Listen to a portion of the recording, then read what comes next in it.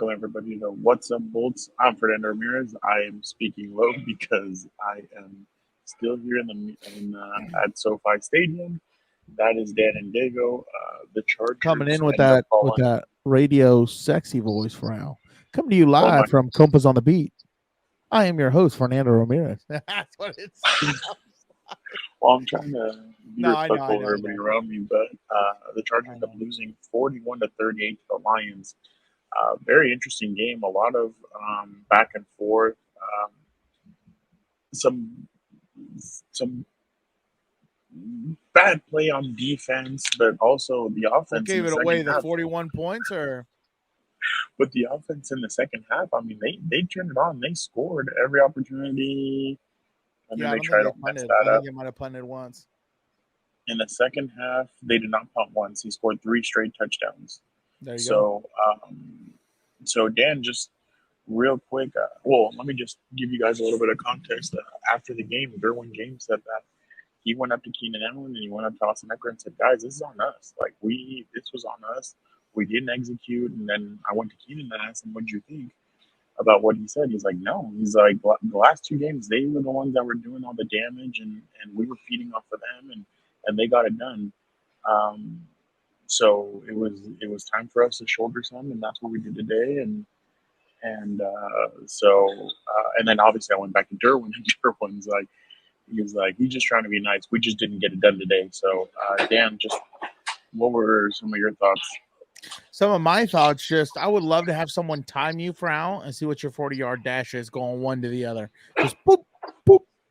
But anyway, I mean, first impressions just right off the board. I mean, it's very similar to the Miami Dolphin game, except obviously the only difference was it wasn't in Justin Herbert's hands towards the end of the game, like I'm sure the Chargers would have preferred.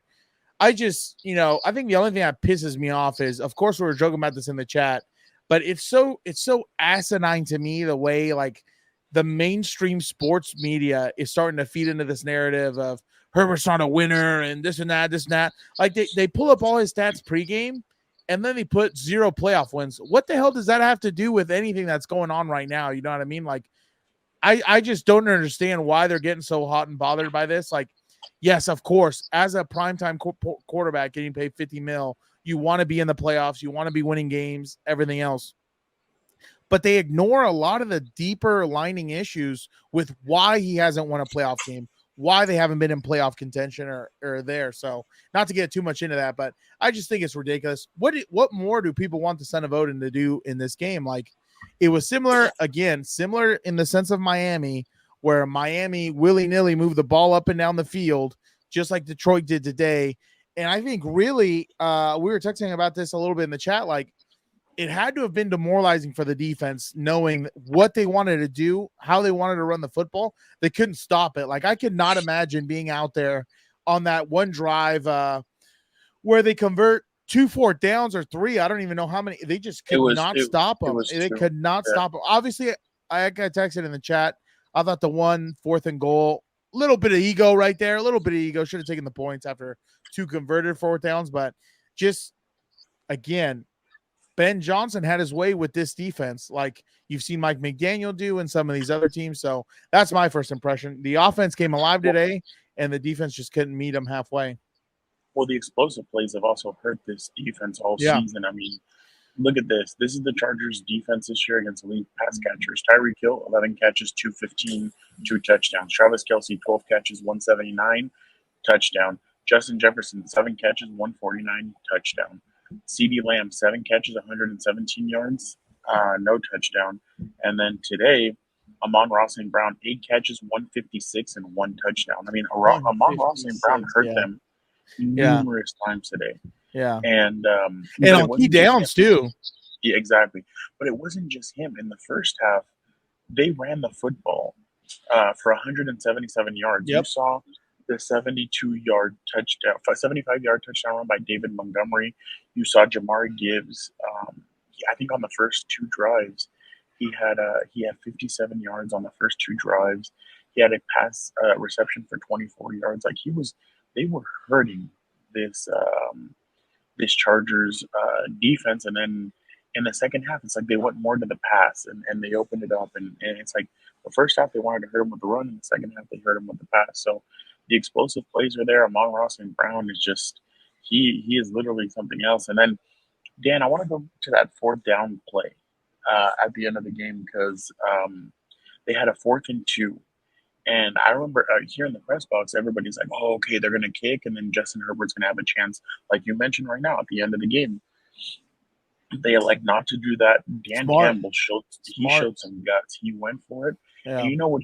In my opinion, I thought he thought, you know what? We've been taking advantage of their defense. The only time that we didn't get it was on that goal line situation. Yeah, exactly. Other than that, we've taken it to these guys and we've got them. So they decided to go for it. And Dan, I just rewatched the play 5 times. It was Sam Laporta started off on the right side. He drags over to the left and was just waiting for the perfect cushion spot, the way Travis Kelce did that first half against the Chargers. He went right next to Kenneth Murray. Kenneth Murray was laid over. It seemed like a zone play. He went over a little bit late, and in the window. Sam Laporta, he caught it, and then he turns around. Derwin James hits him. Kenneth Murray hits him, and that basically set up for a Riley Patterson field goal. But that's the thing. Today they combined for 8 for 9 on 4th down by. And that's crazy if you think about it. That's not only crazy in the sense of a stat line for one game, but it has to be demoralizing for that defense knowing they only stopped them once out of 9 attempts, dude. Derwin told me, and Derwin said after the game, he's like, I feel like that's disrespectful. Like, the fact that they went for it. They didn't respect him, But he said, and this is what Derwin said. He's like, I understand the mindset. Like, you don't want to give the ball back to Justin, especially after 3 straight touchdown drives. Like, you don't want to put the ball in his hand again. So I completely understand what Derwin was saying, and it's just it's not a good team. But today, Dan, was the 3rd, according to Joe Reedy, 3rd time this season the Chargers have allowed at least 300 yards in the first half of offense. Prior to this season, it had only happened 8 times since 1991. Damn. 3 times. It's crazy, dude. It's crazy. And, no, go ahead. Sorry. No, I was just going to say this further emulates what we were talking about last time. Last time, the win, I think, against who did they play last week? The Jets. You've either seen the defense play well and the offense hasn't been able to really put up a lot of points, or you've seen the offense light it up and you haven't seen the defense can stop anybody. They haven't played complementary football. Like this is still a team in my mind searching for an identity, and that's kind of tough to do. You know, what is that? 9 in week 9 or 10 or whatever it is, how they have however they count their weeks. In week 10, it's hard to still be looking for an identity. You know what I mean? Especially when this is year 3, I think, of Brandon Staley, right, and everything else. So there's a team, I think, still searching for an identity, and I think it's leaking onto the field because you could tell like they haven't been able to play as a cohesive unit yet, and that's the biggest thing because I mean like it's just right now you could tell they're not playing at the elite level like everyone thought they would be with so many names on this roster that just jumps out. And the other thing that still boggles me going into week 10 or whatever it is, I still don't understand the logic of having your best pass rusher, one of them in Khalil Mack, you know, splitting off and or dropping back or splitting off from the line of scrimmage and like lining up on like a slot receiver. Like I don't understand that. That to me is just so mind boggling. Like I don't get that to begin with. And you know, where do you go from here really is the biggest question because that's you're essentially going to be you're still 3 games behind Kansas City. I think, you know, you're in the hunt, quote unquote, but there's a lot of good teams, maybe with a little more unit cohesion in that hunt also. So, I mean, it's going to start heating up because we'll get into that. We'll get into that. Okay. Let's go to Brandon Staley and see what he had to say about the defense today. There's a lot of explosive plays given up today. It seems like it happens quite a bit. How do you keep that from happening week after week? Yeah, I didn't do a good enough job on defense for us today. That was the story, run and pass. Didn't do a good enough job on the run game in the first half. And then in the second half, there were far too many. So I didn't do a good enough job for us today. So how do you fix yourself? Yeah, we got to go back to practice and we got to get back to work and focus on fundamentals. the fundamentals of playing defense start at the line of scrimmage, playing blocks, leveraging the football, tackling, and then staying connected in coverage. We didn't rush well enough today, didn't cover well enough, and starts with me.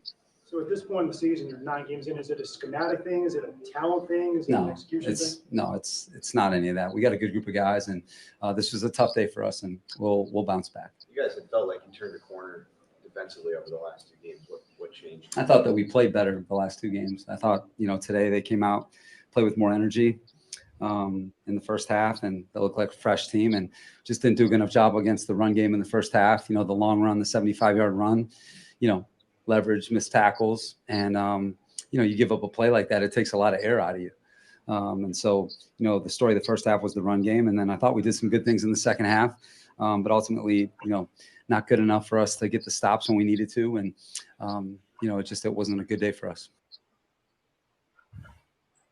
Leveraging and tackling were probably 2 of the biggest problems. You saw on that 75-yard touchdown. Yeah, someone over pursued, took out Alohi Gilman and stuff like that. Like this is like basic, just fundamental football right there. You saw a few times also Kenneth Murray fit in perfectly, then get shoved out or whatever else by an offensive lineman because he couldn't hang tough with the hogs in the trenches. So it's almost like today, we always talk about Fernando defensively. You always want to take away their strengths, right? And it's almost like today they were like, I don't even know what it was, because it honestly looked like they were just trying to give them anything they wanted at some points, because why you wouldn't kind of go heavier in the box or something like that in the first half is beyond me.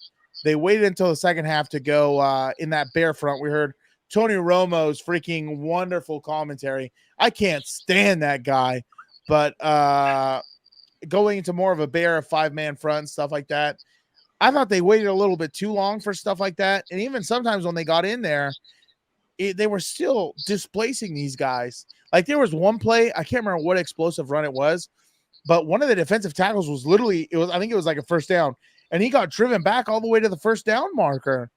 And it's like, how do you expect to run, or how do you expect to stop the run with, you just getting outworked inside, dude, like that?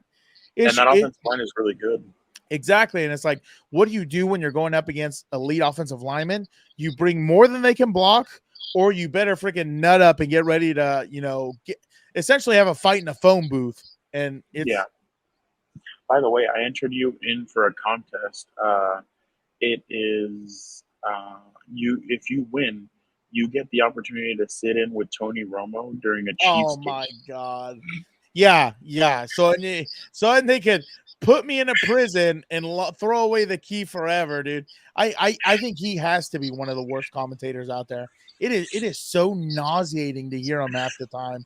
And the fact that people still find his commentary there was one stupid one where he tried to rhyme something, and I'm like, dude, get this guy off the air. I used to like Jim Nantz, but Jim Nantz and Tony Romo, every time I see it, I just cringe. Like half the time I want to put the damn TV on mute.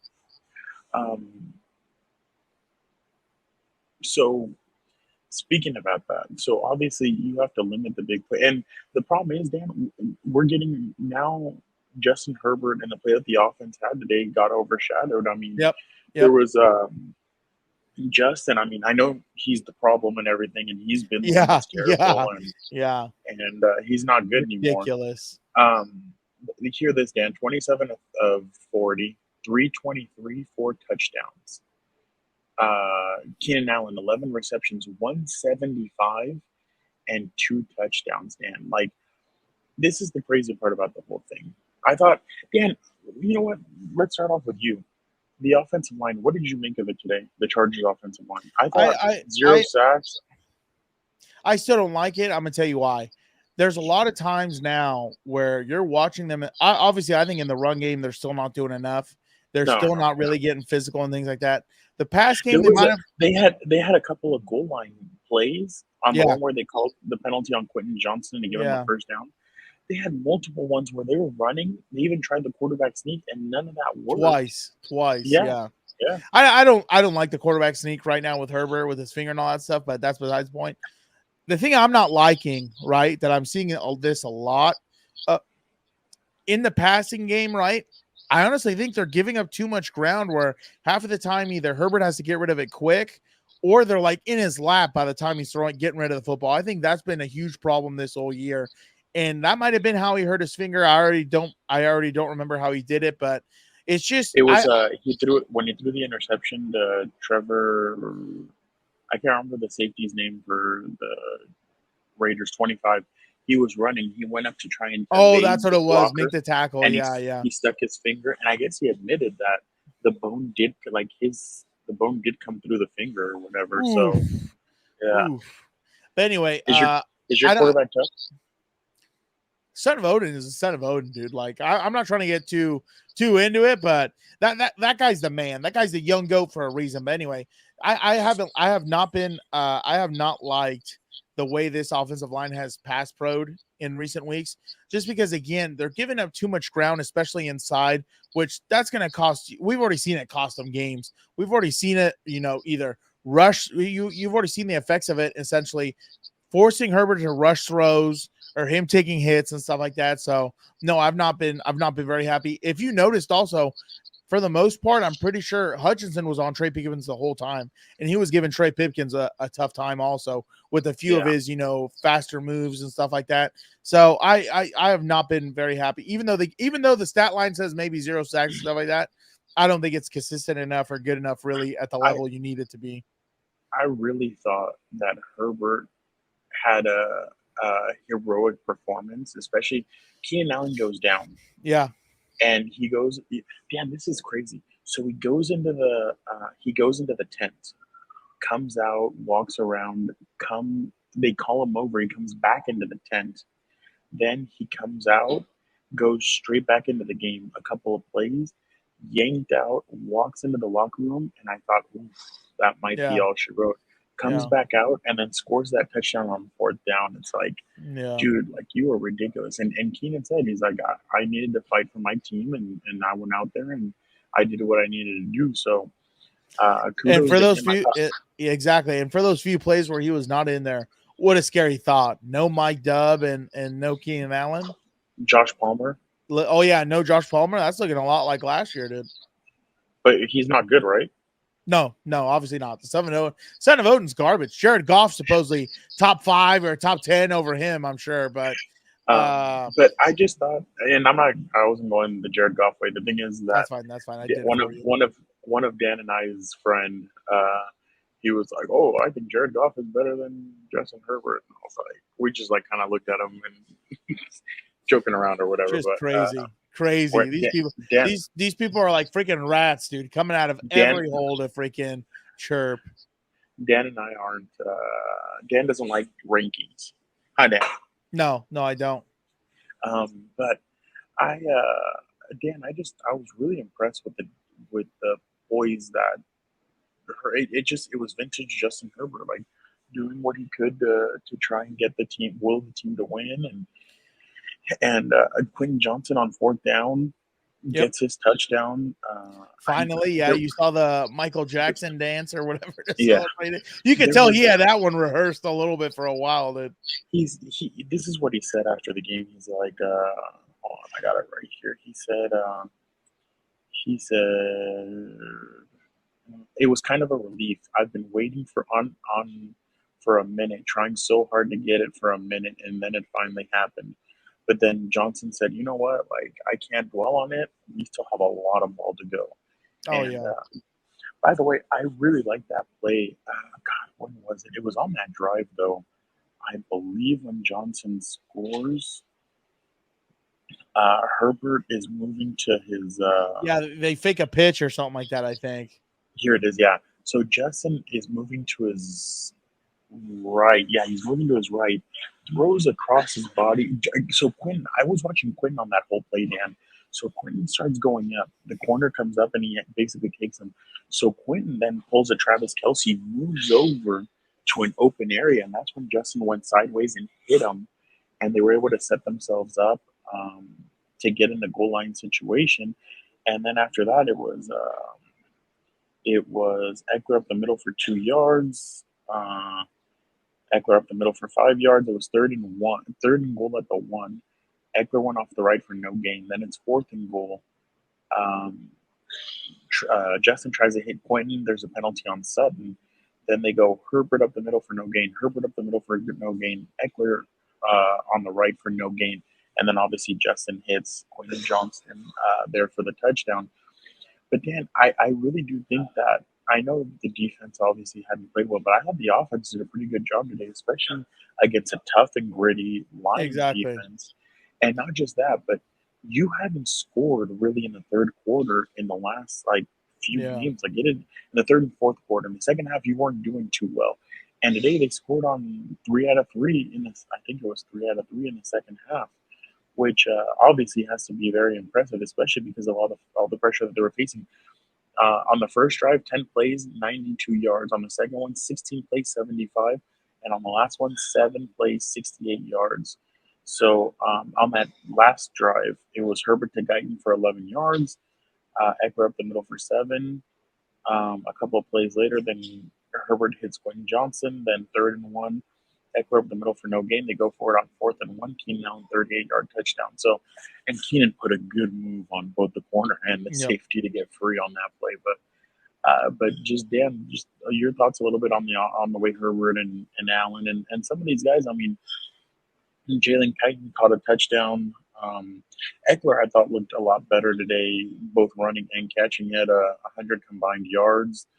Guyton had 6 catches for 41. Quentin Johnson 4 for 34. Everett obviously went down with the back injury, but just thoughts on the offense as a whole and today. For the most part, you score 21 points for Allen, you should win the football game. That's just the law. That's just the law of the land. Dude. You know what's funny? That's what Derwin said after the game. If you're scoring 38 points, like that means that you're going to win the game. And this isn't basketball or anything like that. You know what I mean? So, I think offensively, I mean, I think I'm muted. No, you had to mute yourself. Am I still there? Yeah, you're good. Okay, my bad. The orange lights. Let me know if you lose me. I don't know why it's orange. No, you're good. All right. So basically, offensively, right? You put up 38 points, number one, you should win the game. When you're scoring at will, there's not much negatives to say about the offense. The only thing, like I've said in the past, that, I would like to see more of personally, and I understand you're going to say, well, who are you? Exactly. I say the same thing. I don't know why they just refused to use Joshua Kelly a little bit more. I saw in one play, they had Joshua Kelly back there and Eckler in the slot. And I was like, finally, we're probably going to hopefully see a little bit more of this to get some mismatch and everything else. That's the only time they probably use it because that's the last time I saw it. But you know what I'm saying? Like that surprising move, Isaiah Spiller and Elijah Dodson both inactive again for the second straight game. Oh, you know what? Thank you for bringing that back up, by the way. Anytime. How are you gonna mismanage, that type of elevation stuff? And you're not sure Michael Davis, you suit him up and you're not even sure he's gonna play, and then he has to dip. And I don't think he came back out, or he was in the game at all. No, I don't think he ever played. So after the game, what happened there? Yeah, I forgot to ask about that. Brandon Staley said he was sick, very sick. That's all that he said. Okay, well, don't suit him up then. That's a waste of a roster spot right there. So they were down him, and then they were down Chris Rumpf, who he was. In warm-ups. He hurt himself in warm-ups. Unbelievable, dude. I saw him on the sideline with crutches and a walking boot. Jeez, dude. And Chris Rumpf had been he's been a pretty good player on a special teamer. Yeah, special teamer. That to me right there, I don't know how the hell that type of stuff happens, but at least the Michael Davis one in my mind could have been preventable, but it is what it is. But offensively, going back maybe he told them, hey, I'm good to go. And then once he kind of started getting going, it was like, oh shoot, you know what? Maybe I'm not good to go. Which I agree with you. Just right there. You gotta go with your gut. If he hasn't practiced all week, I think it's a little bit tough to put him in the game, but NFL is a different story. But anyway, going back to the offense, right? The reason why I'm huge on trying to get a lot of guys reps and looks, especially if they're suited up, and I understand you can't do it for everybody, but it's for moments like this right here when you have guys go down, you try and throw random pieces in there to essentially be on the first team. not going to have any. They're going to be cold going in. You know what I'm saying? That's why I wish they would use like in my mind. What is the difference between Darius Davis and Jalen Guyton? Like they both height. Okay, I'm worried about height. Anyway, they both have speed. They both have. I don't. Well, I think Jalen Guyton's hands are all right, but you know that's why I would like them to include some of these guys just in case the unthinkable happens. Then they at least have reps and they understand what's going on. I still like Darius Davis. I wish he would be used more, but it is what it is. I think offensively, the thing Kellen Moore needs to try and really get into is how can he get these other guys involved? I think that's been the biggest problem offensively. Like, it's great that Keenan's been getting open and he has, you know, the 2 tuds and the 175 like he did today. Outstanding player. The guy has so much grit and heart. I think he's a captain, right? If he's a captain for a reason. You could tell. Yes, he is. The only thing that would make me worried if I'm in their shoes in the coach's office and everything else, what happens when Keenan goes away, dude? And you've seen that sometimes where Keenan either goes away or doesn't have as big of a game, and this offense doesn't look the same. So hopefully this honestly is a coming out game for Quentin Johnson. He got his touchdown. He got a few catches and everything else, moving the ball a little bit. Hopefully he'll be able to finally step up a little bit more and kind of relieve Keenan of that burden a little bit, because I think when you look at this Chargers offense, the number one key to the game or like 1 and 2 go hand in hand, right? Take Keenan away and collapse the pocket. Those are the 2 things I'm doing if I'm playing the Chargers, and I'm going to let, you know, Jalen Guyton beat me, Eckler beat me, or you can even take Eckler away too, but I'm going to let everyone else beat me except those 2 or 3 guys. You know what I'm saying? So, and who do they play next week? Do you know who they play next week? Green Bay Packers. Oh, Green Bay. If they don't beat Green Bay, then damn, dude. Like, really, it's just all she wrote at that point. But did Green Bay beat? No, they lost. So it's a good day. It's a good day when LaFleur loses, my guy. But that's the only thing I'm getting at. I think they need to really figure out, like, yeah, Jalen Guyton got a few catches and a touchdown, stuff like that, but they need to figure out a way really to get everybody a little bit more involved, just so they're not over reliant on 2 people out of 11. But see, this is the problem, Dan. You're now down to wide receiver 4, 5, and 6. That's the thing. Yeah. You're now down to your other receivers, and that's kind of the problem. I mean, when you're down to wide receiver 4, 5, and 6, I mean, right there, you're gonna have to get creative. 2 and 3. Yeah. No, and you're that's gonna have to get creative. That's all I'm saying. That's all I'm saying. That's all I'm saying is you have to get creative in the run game. You have to get creative with some of these other guys. And I'm not talking about just freaking the sweeps they love to do with the same guys. And today I think you saw a little bit more of that creativity with the fake pitches and other things like that to get guys really open. That's what it's going to take because again, you cannot rely on 2 players out of 11 for this team to be successful. And I think, and again, this is my opinion. I'm just a sports stooge. I think they're very reliant on making sure Keenan Allen's out there and Justin Herbert is going to sling it to him every single time. Because in my mind, they haven't really been able to establish a run game since about ever. I can't really remember the last time we had very good run game where it was pretty dominant. And that Miami game. Well, yeah, 1 game out of the season, but that's what I'm saying. Like, you got to recreate that. You got to recreate that and really try and become a little more. What's it called? How could I want to say it? Just not one. What's it called? Dang it! Just not. You want to be as one-dimensional. Exactly, one-dimensional. You want to be as unpredictable as possible. And in my mind, you always wanting to drop back and get it to Keenan. Any what's it called? Defensive coordinator worth her salt is going to do everything possible to take that away and have everything else beat them. Dan, before we head out of here, I wanted to get your thoughts on this. Very last thing. What makes you believe that this defensive group has the capacity to show up against like the NFL's elite? I mean, Dan, I appreciate your line of questioning, but I know the players that we have on this team. I know the group that I've been coaching for 9 games, and it is good enough to beat anybody we play. We've played the very best teams in the NFL, and we've been in every single football game. The very best teams in the NFL have been down to the wire. We're 4 and 5. We're still a work in progress, but we got the right men in that group: offense, defense, and special teams. We're good enough on offense, defense, and special teams to beat anybody we play. We're going to go back to work. We're going to stay together. We've got our season in front of us. We've got to get on to Green Bay. In terms of my thoughts to that, that's what you wanted to know. Yes, sir. I mean, obviously, tough question after a tough loss. He's going to be testy, obviously, and we've seen that before. But in my mind, it goes back to the same thing we've been talking about all season. In my mind, it reminds me a lot of like the Travis Kelce or the Chiefs game. It's just a lot of sometimes questionable things where it's like in that Chiefs game, why aren't you just double teaming Kelce? Let everybody else beat you. Let the run game beat you. Let everything else beat you. Fine, you can live with it.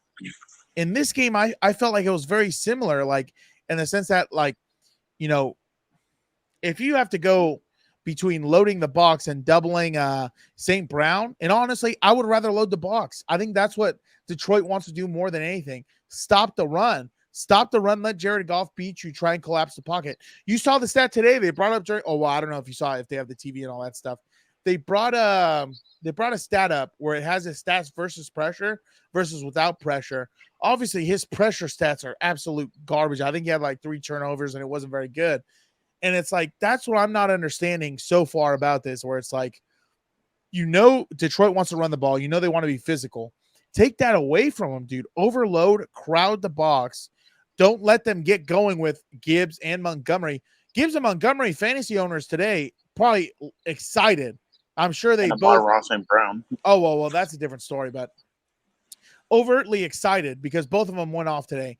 And it's like, not only is it bad enough you had both of them go off, but then you have St. Brown also. And it's like, so you're not doing one or the other is the thing that's been bothering me a lot about this defense. You're not stopping the run, which is their strong suit. And you're not double teaming Amon-Ra St. Brown.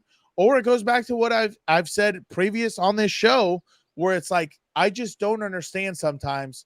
It's like I look around and I see some of these players on the field.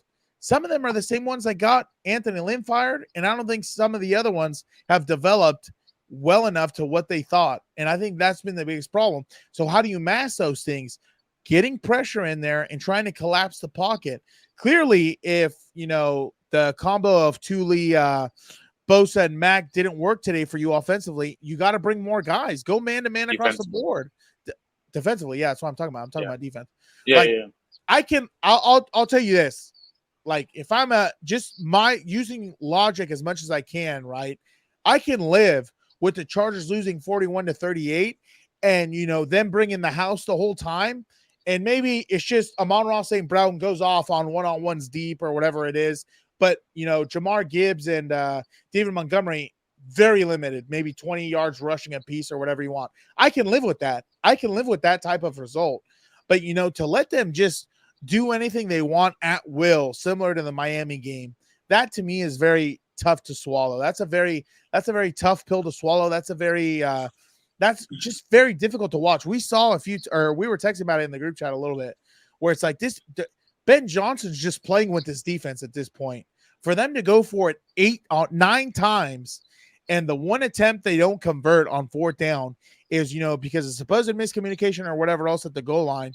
That does not say a lot about your defense. I don't think that does. And I think there's a lot more talent on this defense. Or sorry, there's too many like solid pieces for you not really to put a little bit more up on the board.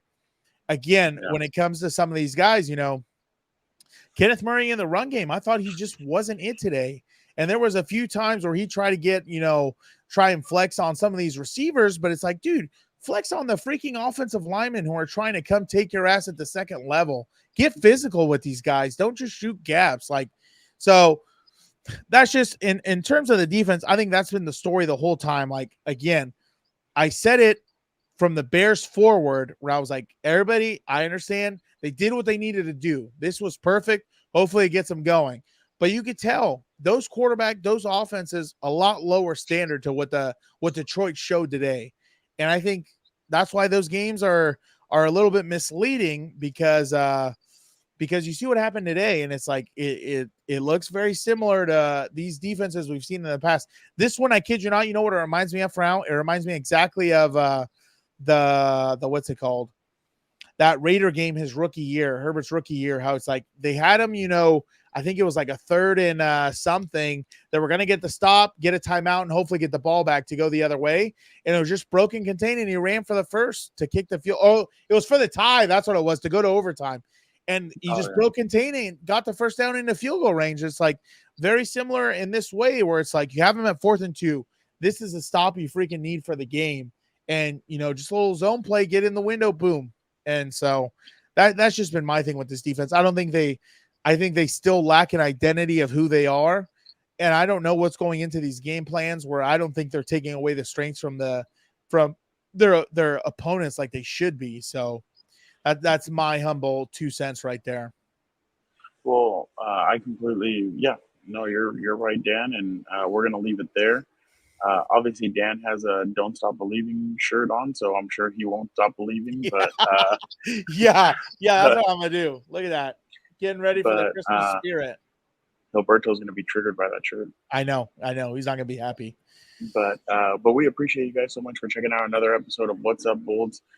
Chargers end up losing 41-38, and a hell of a game. I mean, I thought Justin Herbert had his one of the better performances again. It's a great team.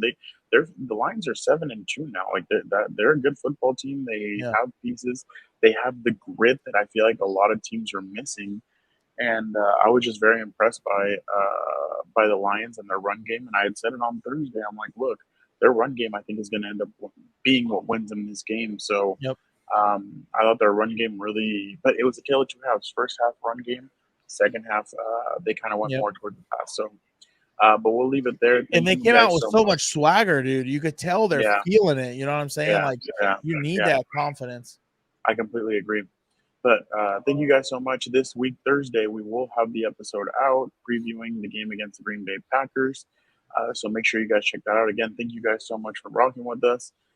Have a good one. And thank you guys so much. And have a good start to your week. Thank you guys.